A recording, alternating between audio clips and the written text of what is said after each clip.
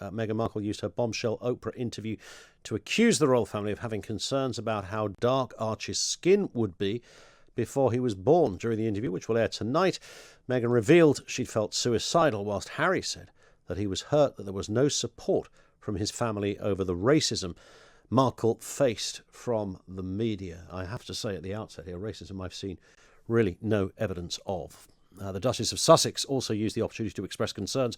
She'd been silenced by the royal family, who are yet to make any kind of formal response to the allegations. Should they? We'll go to your calls shortly. Robert Hardman is Daily Mail journalist and royal biographer. Robert, good afternoon to you, sir. Afternoon, Ian. You are one of the few people that have actually watched this interview, so as distinct from listening to a few little clips. I mean, give us your overview to start with. What did you make of it? It was certainly more incendiary than I thought it was going to be, Yeah. And I think it obviously it raises a lot of questions, not just for the palace, as people have been talking about all day. I think it fires a lot of questions back at the couple, and my big question is, what were they hoping to get out of this? Was this about settling old scores? Because it's certainly done that. Was it about clearing the air? It certainly hasn't done that. There are so many questions. It's 2 hours, as people will see tonight.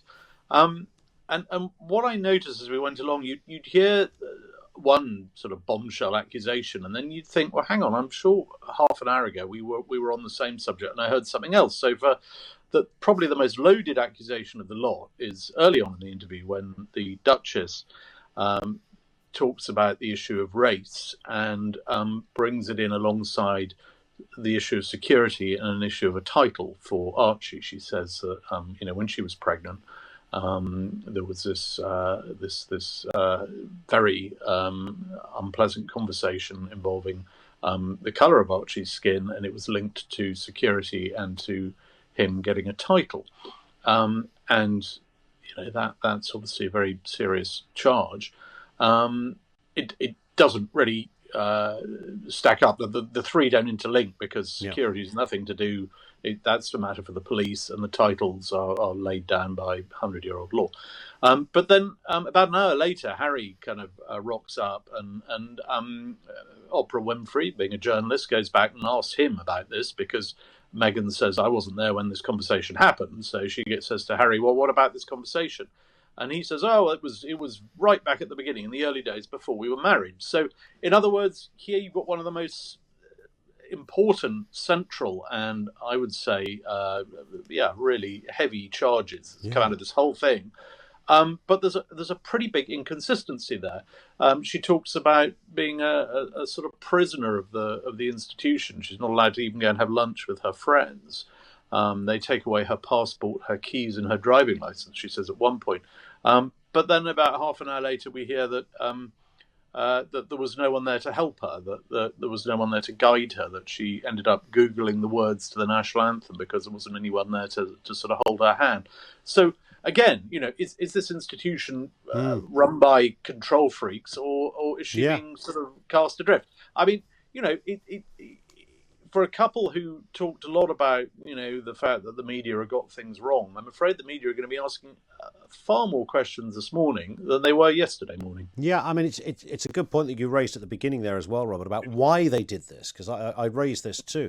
We cannot think about the financial aspect. I'm sure it was a fairly good pay packet, one has to assume, for the couple from this. Do we know anything about that? Well, no, at the very outset, Oprah says to her, let's just be clear, let's make a few things clear. You're not being paid for this, are you? And she goes, no, I'm not. I mean, I think it must be a very lucrative interview for Oprah Winfrey. Oh, yes, I'm sure. I'm sure she's done rather well out of it. We don't know the precise sort of what's going on in the background about this, but to be fair to the couple, I don't think that they're in this for immediate gain. I mean, clearly having a 2-hour special on primetime US TV is very good for the brand. True. So maybe it is the publicity which fuels and attracts other work afterwards. But money. I mean, you mentioned money there. That's really important because later on, Harry talks about how his father cut him off financially, which is why he felt compelled to do deals with Netflix and Spotify. He says it was all because they've got to make ends meet and pay for their security. And again, another inconsistency. Well, Yeah. a year and a half before that, they were trying to register SussexRoyal.com as a website and registering trademarks for memorabilia and household products and even pajamas with SussexRoyal.com on Yeah. it. So, there are a lot of issues raised here, and we will be asking questions, as I say. Yeah. Do you think then a form of, I mean, maybe revenge overstates it, but it seems clear to me, Robert, that this young lady came over into a royal family, found the kind of fame she couldn't have imagined she'd ever have got as an actress, although I'm sure she, by definition of her job, was seeking it, and therefore found something far bigger than she could ever have envisaged, and then suddenly realised that actually there's a whole big set of rules come with this royal job, and that's what she didn't much like. It's certainly she comes across as being very unhappy with the situation she found, and there is talk at times about the different treatment that she says that she got compared to the Cambridges, William and Kate, and what is not really made clear is this is sort of presented as some sort of discrimination. I mean, in fact, when you're dealing with a very hierarchical dynasty, which is based on the hereditary principle, it's the way it is. I mean, the reason that the Cambridges get to do X and the Sussexes don't is because one day William will be king and Harry won't, and it's always the way it's gone. You're born into this family, and unless you're in the direct line of succession, you are destined to become ever more peripheral. Yes. In the same way that, today, I mean, Archie is not HRH, and that was another bone of contention, the lack of a title. And you look down, sort of number 43 or 4 in the pecking order, there's Prince Michael of Kent.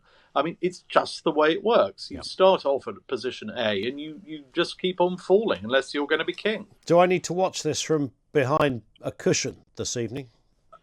Well, I was rather hoping to get a decent night's sleep, but we're hearing that there's more to come at the end of it. Oprah Winfrey says there are more clips tonight. So,